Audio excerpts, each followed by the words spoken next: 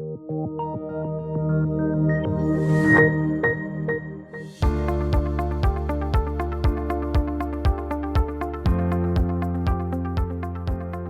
to the C-Suite of the Open Video Series with TMX Group. I'm Arnie Goldstein, the Head of Company Services based out of Vancouver.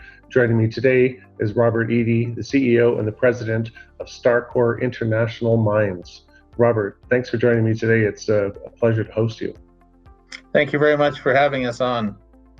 So let's talk about Starcore. What are the three things you'd like investors to know about Starcore right up front? Well, we're a gold producer in Mexico. We have been producing gold for 13 and a half years since we bought the mine. And we also have other assets in Mexico as well that are some near term, some far term, and in Nevada and in Canada. We have a history of shareholder value. We've at one point paid out dividends. We've been very conscientious of our costs and shareholder value. And corporate and social responsibility are a cornerstone to the company and to our growth and our business strategy. Fantastic. How would you sum up the investment proposition for Starcore? Well, we're really focusing on the San Martin mine, which is our core asset, and unlocking the geological mystery there. It's a big epithermal deposit, and we've recently been able to attract, I think because of COVID, some geological talent, because people can't travel and they seem to have a lot more time. So we're really focusing down on the sort of the geological interpretations, and we've switched some of our approaches in our software.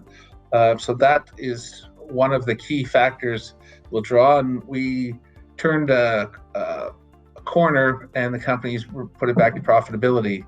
And because of production, you can see that in the last quarter, which we announced. The second is the sale or joint venture of the Toyabe project, which is Nevada. We're really based in Mexico, so Nevada is not our sweet spot. So we're going to joint venture sell that. And then recently we re-looked at the El Creston deposit, which has been seen as a moly deposit. And it's again another big system. And on one end, you've got the moly, and if you had a pie knife, you could slice off the small mountain that has the moly. And then on one end is gold. And so we start to focus on that. And then underneath is the potential for a copper porphyry.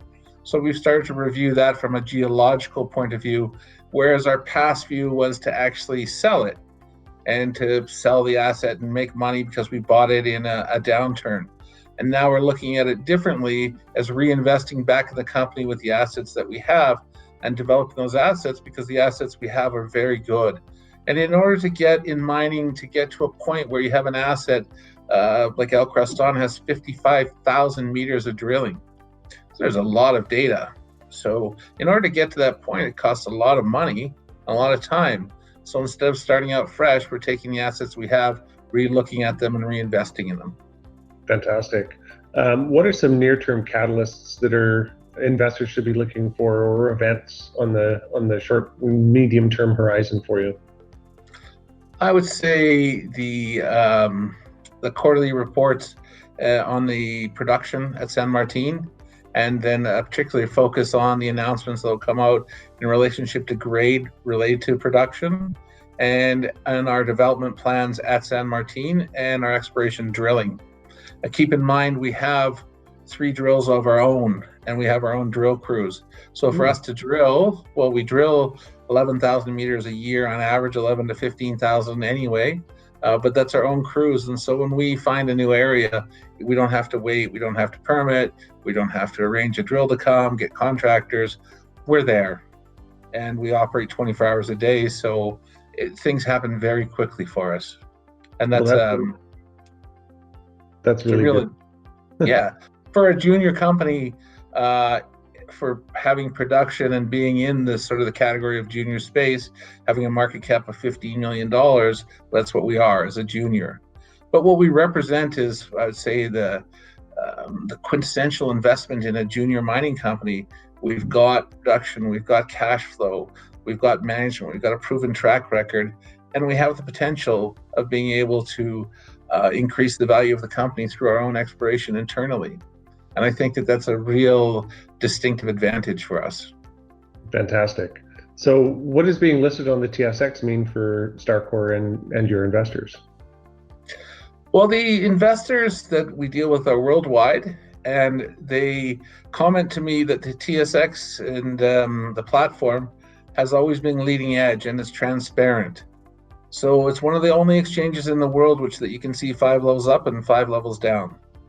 And that's very important to investors on a worldwide basis. And for us, the TSX has always been consistent and delivering a technology and delivering support to listed companies and being clear on policies and ease of being able to approach the TSX and deal with the person who's responsible for the company.